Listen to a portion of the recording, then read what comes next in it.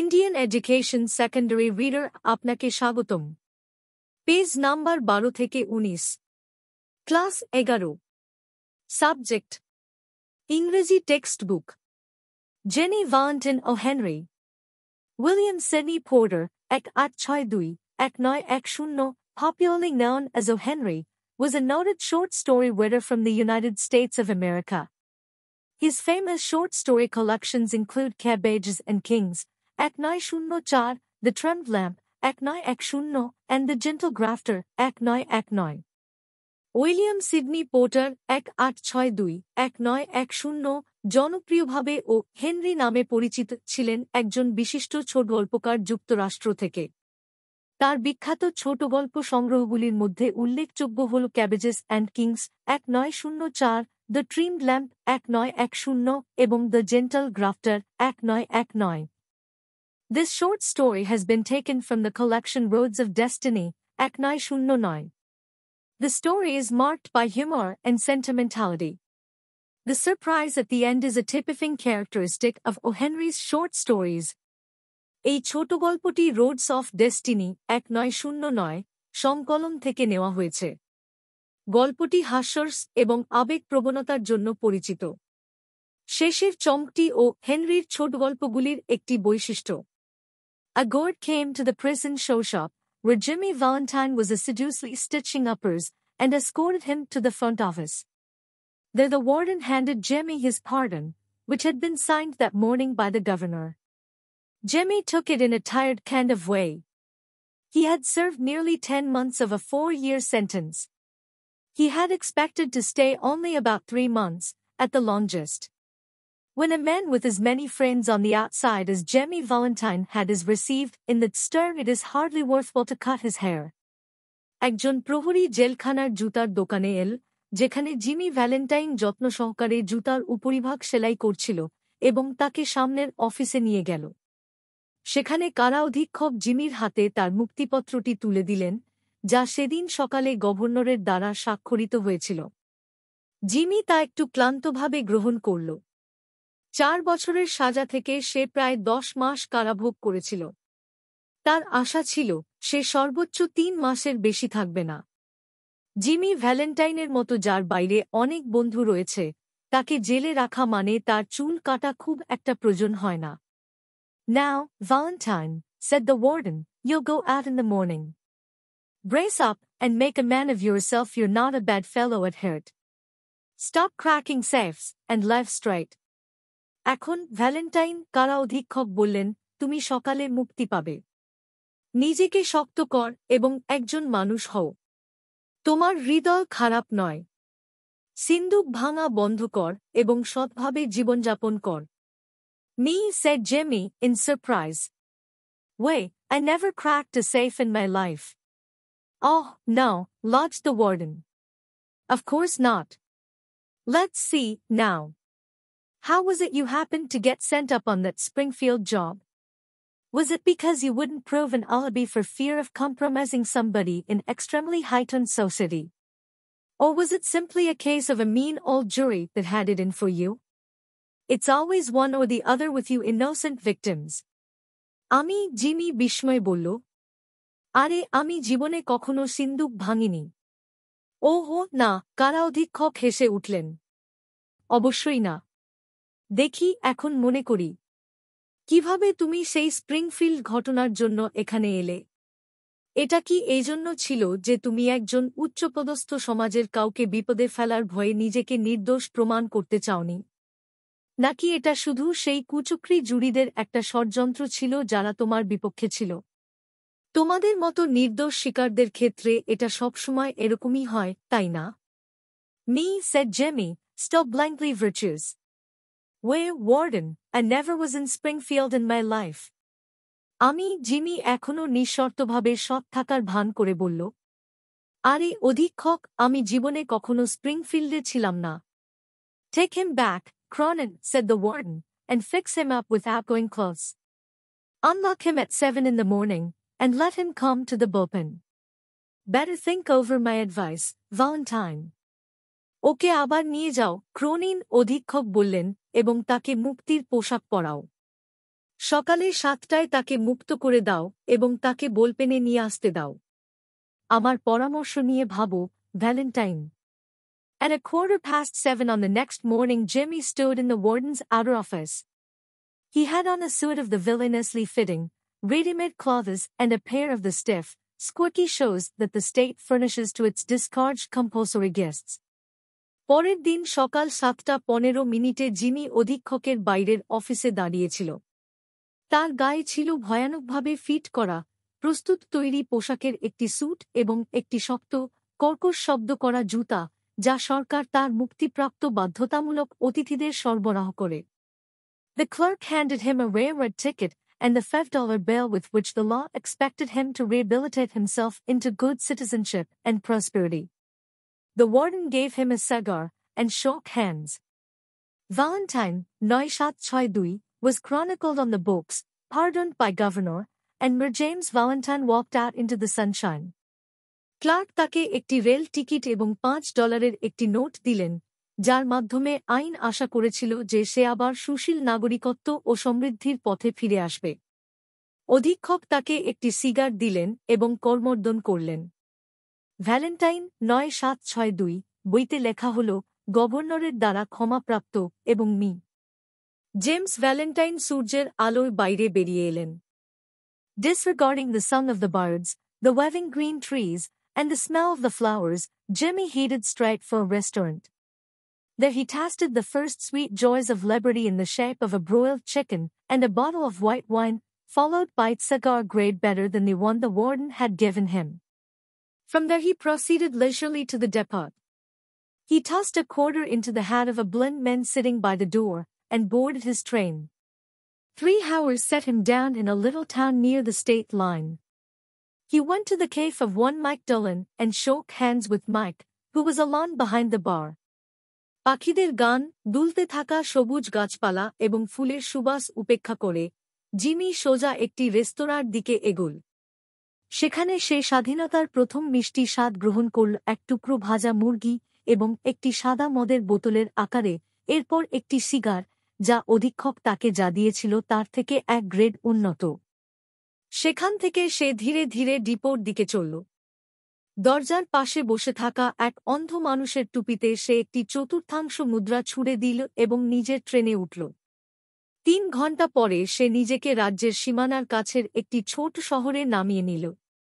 সে mic ডোলানের ক্যাফেতে গেল এবং মাইকের সাথে করমর্দন করল, যে বার কাউন্টারের পেছনে একাই ছিল। Sorry we couldn't make it sooner, Jimmy, me boy, said Mike. But we had that protest from Springfield to buck against, and the governor nearly balked. Feeling all right? দুঃখিত, জিমি ছেলে, মাইক বলল, আমরা আগেই পারিনি। কিন্তু আমাদের Springfield থেকে একটি প্রতিবাদ মোকাবেলা করতে হয়েছে এবং গভর্নর প্রায় বাধা সৃষ্টি করেছিল। ভালো লাগছে তো? Fine, said Jimmy. Got me key? ভালো, জিমি বলল। আমার চাবিটি পেয়েছি। He got his key and went upstairs, unlocking the door of a room at the rear. Everything was just as he had left it. There on the floor was still Ben Price's collar button that had been torn from that eminent detective's shirt-band when they had overpowered Jimmy to arrest him. তিনি তার চাবি নিয়ে উপরে গেলেন, পিছনের একটি কক্ষের দরজা খুললেন। সবকিছু ঠিক যেমন তিনি ছেড়ে গিয়েছিলেন তেমনই ছিল। মেঝেতে তখনও বেন প্রাইসের কলার বাটন পড়েছিল, যা সেই বিশিষ্ট গোয়েন্দার শার্টের ব্যান্ড থেকে ছিঁড়ে ফেলা হয়েছিল যখন তারা জিমিকে ধরতে তার বিরুদ্ধে চাপ দিয়েছিল। Pulling out from the wall a folding bed, Jimmy slid back a panel in the wall and dragged out a dust-covered suitcase. He opened this and gazed fondly at. দেয়ালের কাছ থেকে একটি ভাঁজ করা বিছানা টেনে বের করে জিমি দেয়ালের একটি প্যানেল পিছিয়ে দিল এবং একটি ধুলিমাখা সুটকেস টেনে বের করল। তিনি এটি খুললেন এবং প্রেমময় দৃষ্টিতে দেখলেন।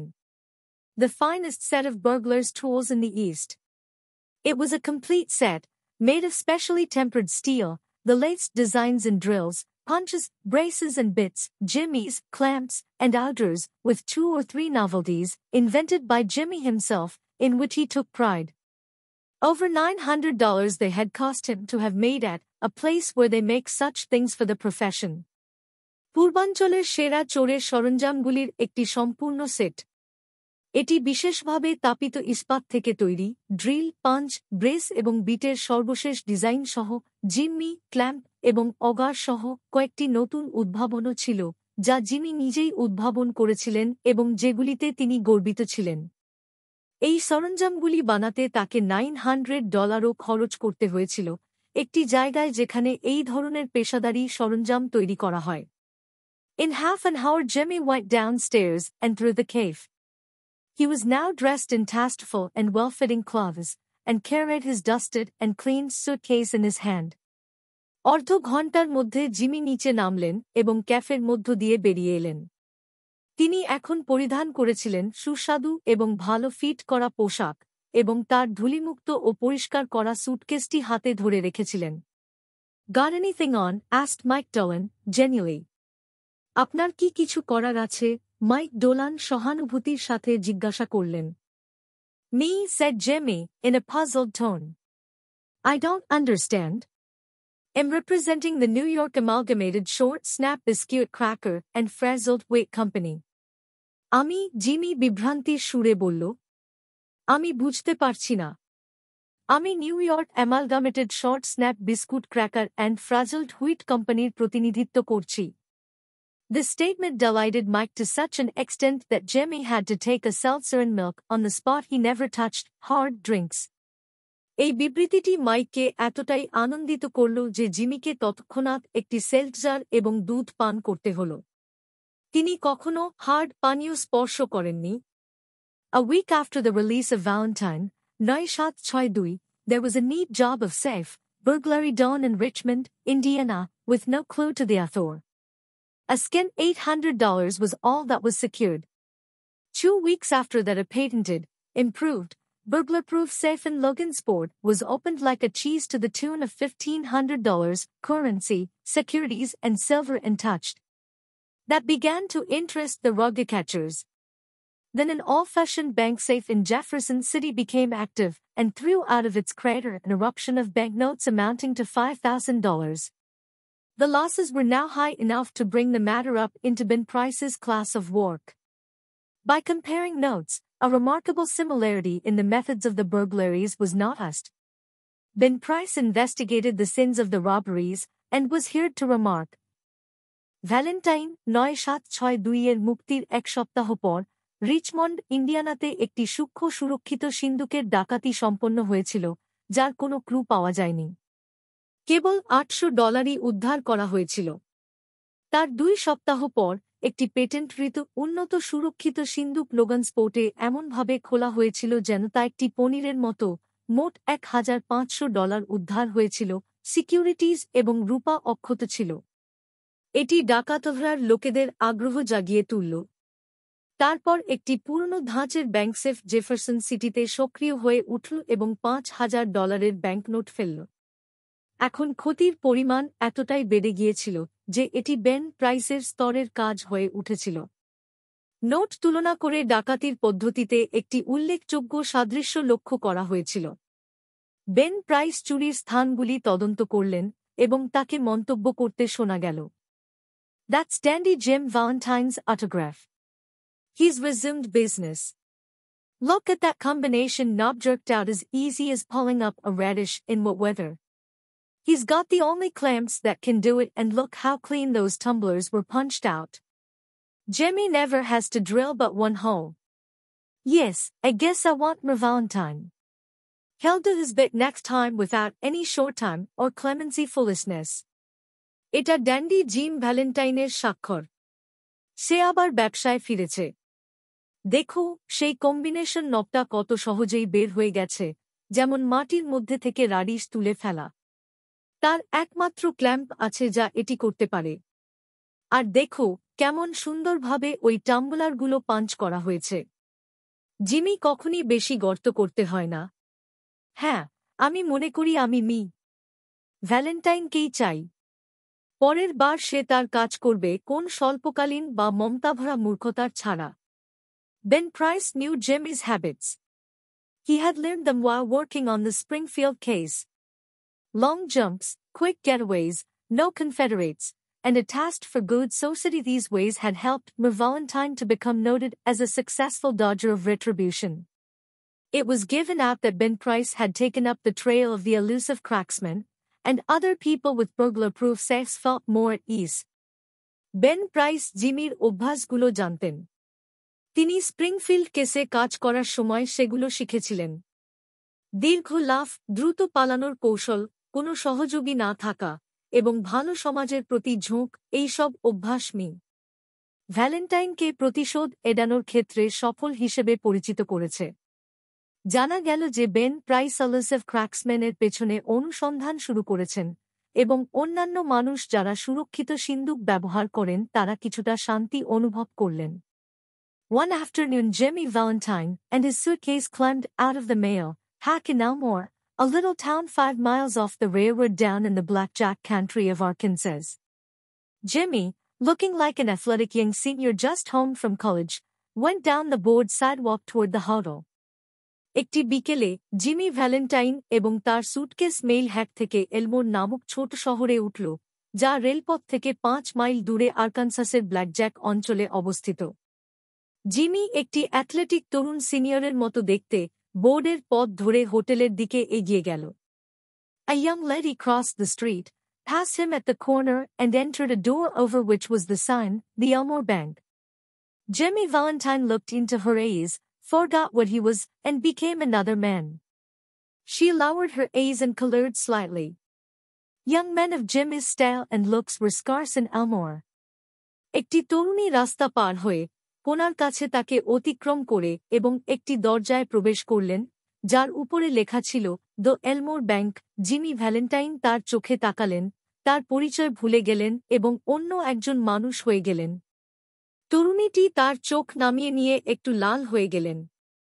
জিমির মতো স্টাইল ও চেহারার তরুণেরা এলমোরে বিরল। Jimmy colored a boy loafing on the steps of the bank as if he were one of the stockholders, and began to ask him questions about the town, feeding him dimes at intervals. By and by the young lady came out, looking royally unconscious of the young men with the suit case, and went her way. Jimmy ব্যাংকের সিডিতে বসে থাকা একটি ছেলেকে ধরে ফেলল, যেন সে ব্যাংকের একজন শেয়ার হোল্ডার, এবং শহর সম্পর্কে প্রশ্ন করতে শুরু করল, মাঝে মাঝে তাকে কয়েকটি ডাইন দিয়ে।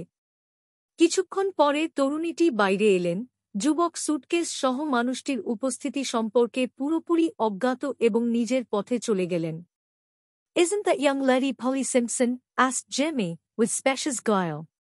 Now, said the boy. She's Annabel Adams. Her pa owns this bank. Where do you come to Elmore for? Is that a gold watch chain? I'm going to get a bulldog. Got any more dimes? ওটা কি তরুণী পলি Simpson নয়? Jimmy চাতুর্যের সাথে জিজ্ঞাসা করল। না, ছেলেটি বলল।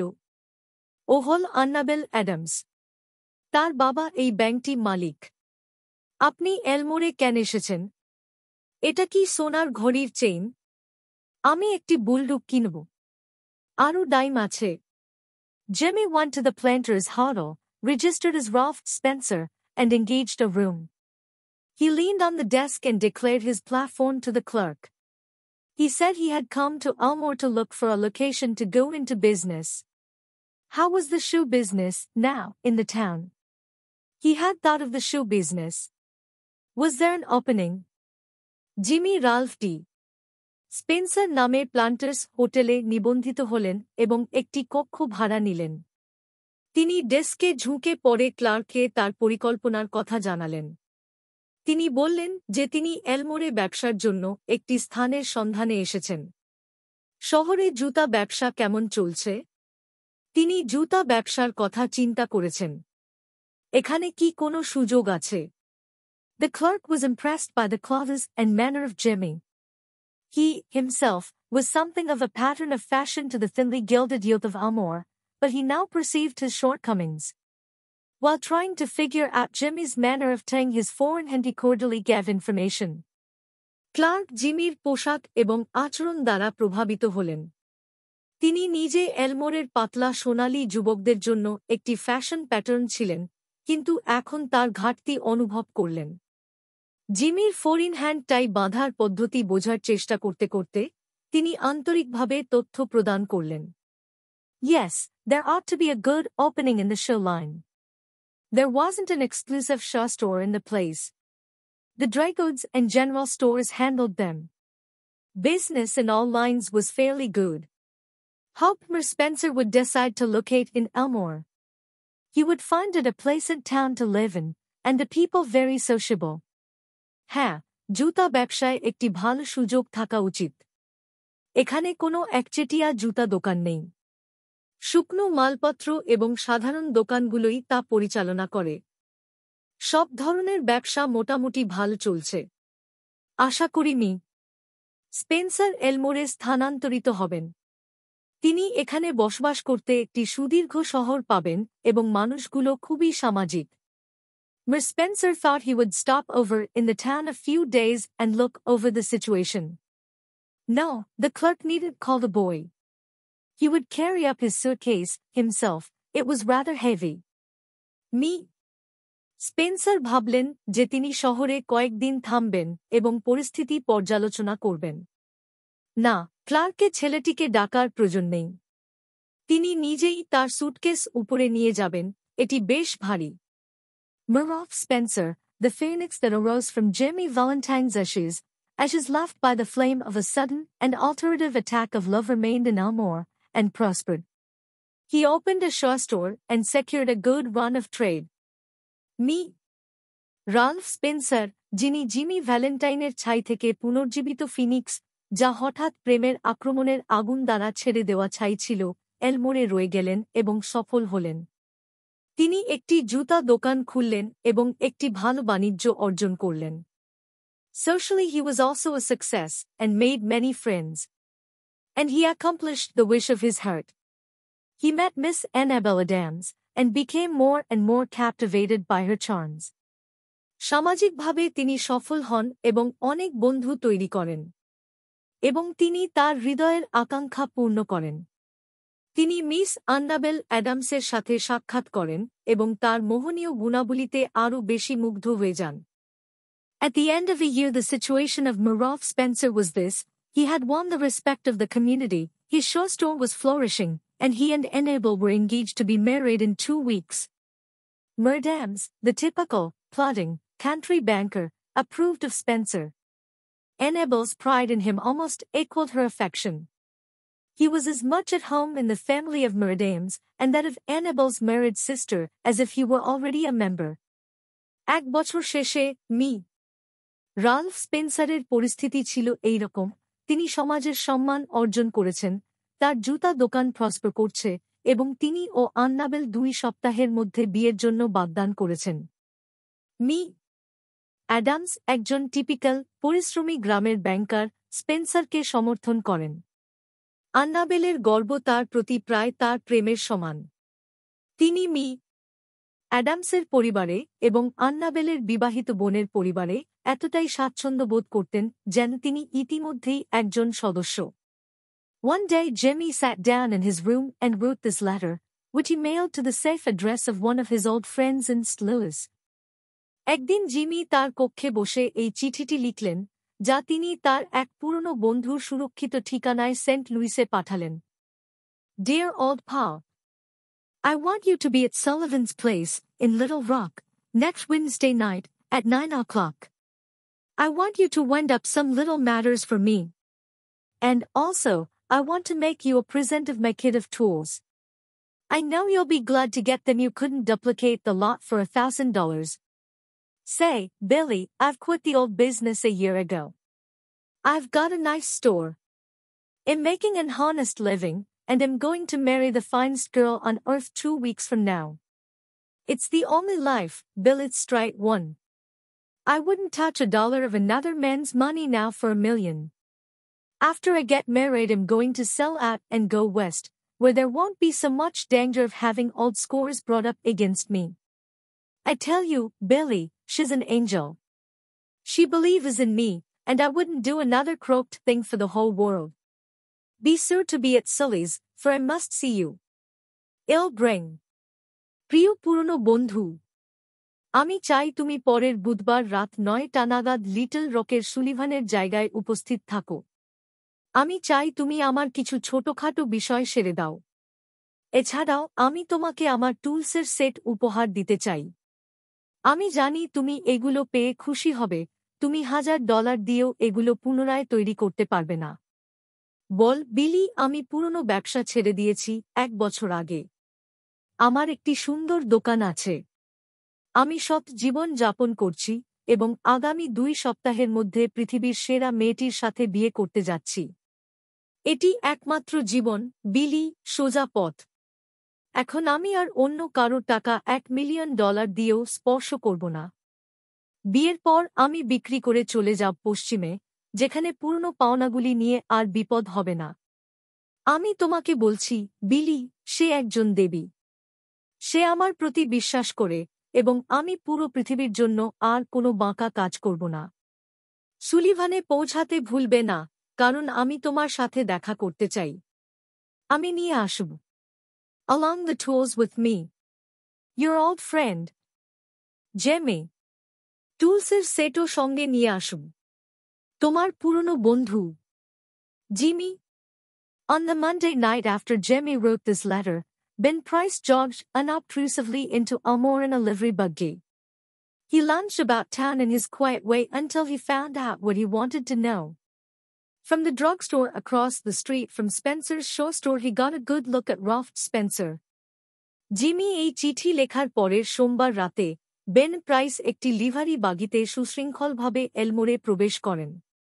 তিনি শহরে নিজের শান্তিপূর্ণভাবে ঘোরাফেরা করতে থাকেন যতক্ষণ না তিনি যা জানতে চেয়েছিলেন তা আবিষ্কার করেন। স্পেন্সারের জুতা দোকানের রাস্তার ওপারের ড্রাগ স্টোর থেকে তিনি রাল্ফ ডি স্পেন্সারকে ভালোভাবে দেখে ফেলেন। Going to marry the banker's daughter, are you? Jimmy said Ben to himself, softly. Well, I don't know. ব্যাংকারের কন্যাকে বিয়ে করতে যাচ্ছ, জিমি, বেন নিজে মনে মনে বললেন মৃদুস্বরে। ভালো, আমি জানি না। The next morning Jimmy took breakfast at the Adamses. He was going to Little Rock that day to order his wedding suit and buy something nice for Nebo. That would be the first time he had left town since he came to Elmore. It had been more than a year now since those last professional jobs, and he thought he could safely venture out. পরের সকালে Jimmy অ্যাডামসদের বাড়িতে breakfast করলেন। ওই দিন তিনি little রোকে যাচ্ছিলেন তার বিয়ের স্যুট অর্ডার করতে এবং আন্নাবেলের জন্য কিছু সুন্দর জিনিস কিনতে। এটি এলমোরে আসার পর প্রথমবারের মতো শহর ছাড়ার ঘটনা ছিল। শেষ পেশাদার জবগুলির পর এখন 1 বছর হয়ে গেছে এবং তিনি ভাবলেন যে নিরাপদভাবে বাইরে যেতে পারবেন। After breakfast, quite a family party went downtown together. Adams, Annabelle, Jimmy, and Annabelle's married sister with her 2 little girls, aged 5 and 9. They came by the hotel where Jimmy still boarded, and he ran up to his room and brought along his suitcase. Then they went on to the bank. There stood Jimmy's horse and buggy and Dolph Gibson, who was going to drive him over to the railroad station. ব্রেকফাস্টের পর বেশ একটি পরিবার একসঙ্গে শহরের দিকে গেল। Me Adams, আন্নাবেল, Jimmy এবং আন্নাবেলের বিবাহিত বোন তার 2টি ছোট মেয়ে 5 ও 9 বছর বয়সী। তারা হোটেলেও গেল যেখানে জিমি এখনও উঠছিলেন এবং তিনি তার কক্ষে গিয়ে সুটকেসটি নিয়ে এলেন। তারপর তারা ব্যাংকে গেল। সেখানে জিমির ঘোড়া ও বাগি এবং ডলফ গিবসন দাঁড়িয়েছিলেন, যিনি তাকে রেলওয়ে স্টেশনে নিয়ে যাবে। All went inside the high, carved oak railings into the banking room. Jimmy included, from Redam's future son-in-law, was welcome anywhere. The clerks were pleased to be greeted by the good-looking, agreeable young man who was going to marry Miss Annabelle. Jimmy set his suitcase down. Annabelle, whose hair was bubbling with happiness and lovely youth, put on Jimmy's hat and picked up the suitcase. Wouldn't it make a nice drummer? Said Annabelle. Me? Ralph, how heavy it is. Feels like it was full of gold bricks. সবাই উঁচু খোদিত okay railing দিয়ে banking রুমে প্রবেশ করল, জিমিও অন্তর্ভুক্ত, কারণ নেই। অ্যাডামসের ভবিষ্যৎ জামাই যে কোথাও স্বাগত। ক্লার্করা খুশি ছিলেন সুদর্শন, সদা হাস্যোজ্জ্বল যুবককে দেখে, যিনি মিস আন্নাবেলকে বিয়ে করতে যাচ্ছেন। জিমি তার সুটকেসটি নামালেন। আন্নাবেল, যার হৃদয় সুখ এবং তরুণ উচ্ছ্বাসে ফেটে পড়ছিল, জিমির টুপি পরলেন এবং সুটকেসটি তুললেন। আমি কি একটা সুন্দর ড্রামার হতে পারব না? আন্নাবেল বলল। আহ, রাল্ফ, এটি কত ভারী। মনে হচ্ছে যেন সোনার ইট ভরা। Lot of nickel-plated shoehorns in there, said Jimmy coolly, that I'm going to return. Thought I'd save express charges by taking them up. I'm getting awfully economical. ওখানে অনেক নিকেল প্লেটের জুতাহর্ন আছে, জিমি ঠান্ডা মাথায় বললেন, যেগুলো আমি ফিরিয়ে দিতে যাচ্ছি। ভাবলাম এক্সপ্রেস চার্জ বাঁচিয়ে নেব। আমি বেশ অর্থনৈতিক হয়ে উঠছি।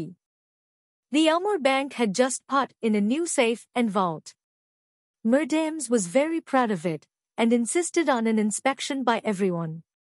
The vault was a small one, but it had a new, patented door. It fastened with 3 solid steel bolts thrown simultaneously with a single handle, and had a time lock. More.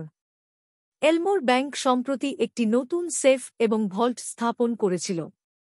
Me. Adams এটি নিয়ে খুব গর্বিত ছিলেন এবং সবাইকে পরিদর্শনের জন্য অনুরোধ করেছিলেন। ভল্টটি ছোট ছিল, কিন্তু এতে একটি নতুন, পেটেন্ট করা দরজা ছিল। এটি একটি হাতল দিয়ে একসাথে 3টি শক্ত স্টিলের বোল্ট দিয়ে বন্ধ হতো এবং একটি টাইমলক ছিল। Adams beamingly explained its workings to Miss Spencer, who showed a courteous but not too intelligent interest. The 2 children, May and Agatha, were delighted by the shining metal and funny clock and knobs. Mr. Adams উজ্জ্বলভাবে এর কার্যপদ্ধতি me. স্পেন্সারকে ব্যাখ্যা করছিলেন, যিনি একটি সভ্য কিন্তু অতটা বুদ্ধিমান আগ্রহ দেখালেন। 2টি শিশু, মে এবং অ্যাগাথা, চকচকে ধাতু এবং মজার ঘড়ি ও নকশাগুলিতে আনন্দিত হয়েছিল। While they were thus engaged, Ben Price sauntered in and leaned on his elbow, looking casually inside between the railings. He told the teller that he didn't want anything, he was just waiting for a man he knew. যখন তারা এইভাবে ব্যস্ত ছিল, Ben price ঢিলেঢালাভাবে প্রবেশ করলেন এবং রেলিংয়ের মধ্যে সাবধানীভাবে তাকিয়ে দাঁড়ালেন। তিনি ক্যাশিয়ারকে বললেন যে তিনি কিছু চান না, তিনি শুধু একজন পরিচিত ব্যক্তির অপেক্ষা করছেন। Suddenly there was a scream or two from the woman, and a commotion. Unperceived by the elders, May, the 9-year-old girl, in a spirit of play, had shut Agatha in the vault. She had then shot the bolts and turned the knob of the combination as she had seen Murdames do. The old banker sprang to the handle and tugged at it for a moment. The door can't be opened, he groaned. The clock hasn't been won nor the combination set. Agatha's mother screamed again, hysterically. হঠাৎ মহিলাদের মধ্যে একটি বা দুটো চিৎকার এবং কিছু ত্রাস শুরু হল। বয়স্কদের নজর এড়িয়ে 9 বছর বয়সী মেয়ে খেলার মনোভাব নিয়ে অ্যাগাথাকে ভল্টের মধ্যে বন্ধ করে দিয়েছিল। এরপর সে বোল্টগুলো টেনে দিয়েছিল এবং মি. অ্যাডামসকে যেমন করতে দেখেছিল তেমনি কম্বিনেশন নবটি ঘুরিয়েছিল। পুরনো ব্যাংকার দ্রুত হ্যান্ডেলে ছুটলেন এবং কিছুক্ষণ চেষ্টা করলেন। দরজা খোলা যাচ্ছে না, তিনি গর্জন করলেন। ঘড়ি ওয়াইন্ড করা হয়নি এবং কম্বিনেশন সেট করা হয়নি। অ্যাগাথার মা আবারও হিস্টেরিকভাবে চিৎকার করতে লাগলেন। Hush, said Murdames, raising his trembling hand. All be quiet for a moment. Agatha, he called as loudly as he could. Listen to me. During the following silence they could just hear the faint sound of the child wildly shrieking in the dark vault in a panic of terror. চুপ me. Adams তার কাঁপতে থাকা হাত তুলে বললেন, একটু শান্ত হও। Agatha, তিনি যতটা সম্ভব উচ্চস্বরে ডাকলেন।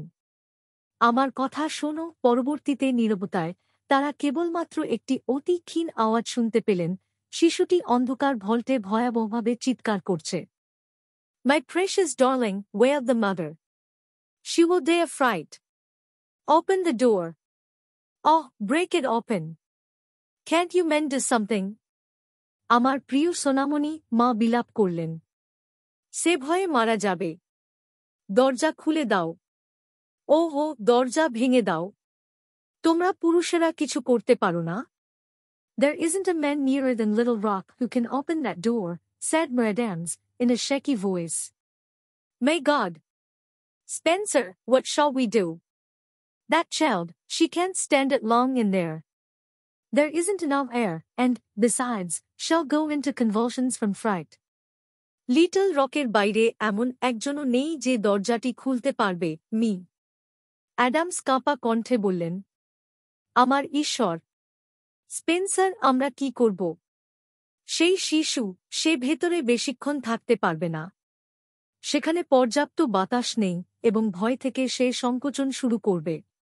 Agatha's mother, frantic now, beat the door of the vault with her hands. Somebody wildly suggested dynamite. Annabel turned to Jimmy, her large eyes full of anguish, but not yet despairing.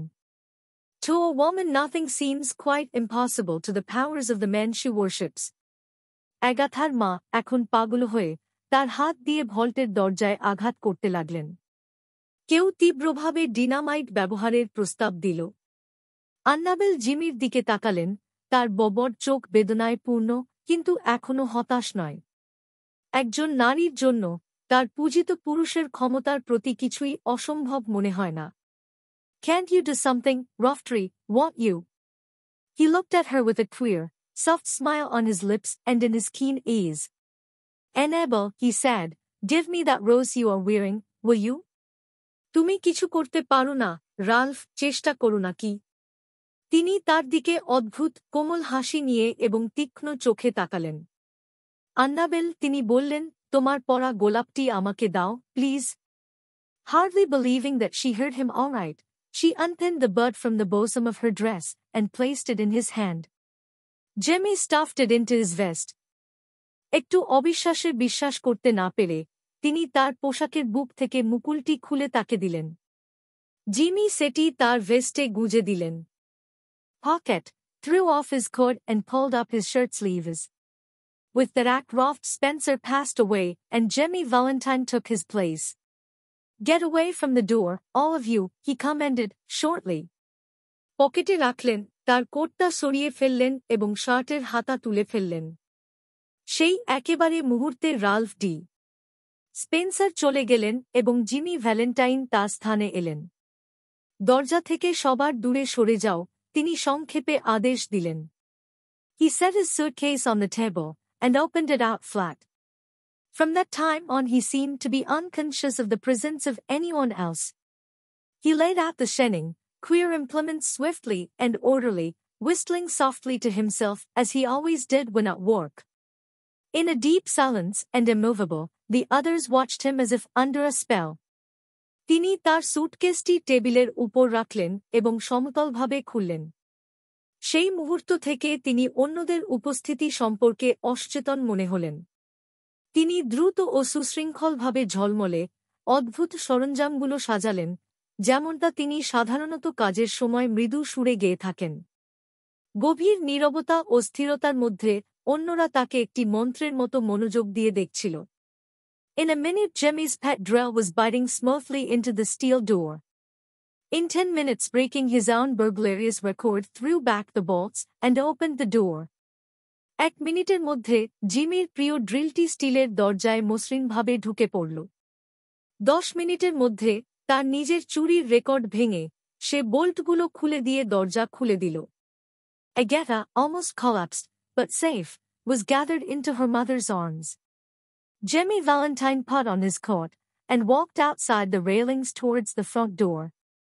As he went he thought he heard a faraway voice that he once knew call Rolf. But he never hesitated. Agatha, প্রায় পড়ে যাওয়ার অবস্থা হলেও নিরাপদ, তার মায়ের কোলে নেওয়া হল। জিমি ভ্যালেন্টাইন তার কোট পরলেন এবং রেলিংগুলির বাইরে সামনে দরজার দিকে হাঁটলেন। হাঁটার সময় তিনি মনে করলেন যে এক দূর থেকে একটি পরিচিত কণ্ঠ রাল্ফ বলে ডেকেছে। কিন্তু তিনি কোনোভাবে থামলেন না। At the door a big man stood somewhat in his way. Hello, Ben, said Jimmy, still with his strange smile. Got around at last. Have you? Well, let's go. I don't know that it makes much difference, now. And then Ben Price acted rather strangely. Guess you're mistaken, Miss Spencer, he said. Don't believe I recognize you. Your buggy's waiting for you, ain't it? And Ben Price turned and strolled down the street. দরজায় একজন বড় মানুষ তার পথের কিছুটা বাধা সৃষ্টি করল। হ্যালো, বেন, জিমি তার অদ্ভুত হাসি নিয়ে বললেন। শেষ পর্যন্ত আসলেন, তাই না? তামাশা তেমন কিছু না মনে হচ্ছে। এরপর বেন প্রাইস কিছুটা অদ্ভুতভাবে আচরণ করলেন। আপনি ভুল বুঝছেন, মি স্পেন্সার, তিনি বললেন। আপনার পরিচিতি মনে হচ্ছে না। আপনার ঘোড়ার গাড়িটি আপনার জন্য অপেক্ষা করছে, তাই না? আর বেন প্রাইস ফিরে চলে গেলেন এবং রাস্তা ধরে হাঁটতে লাগলেন।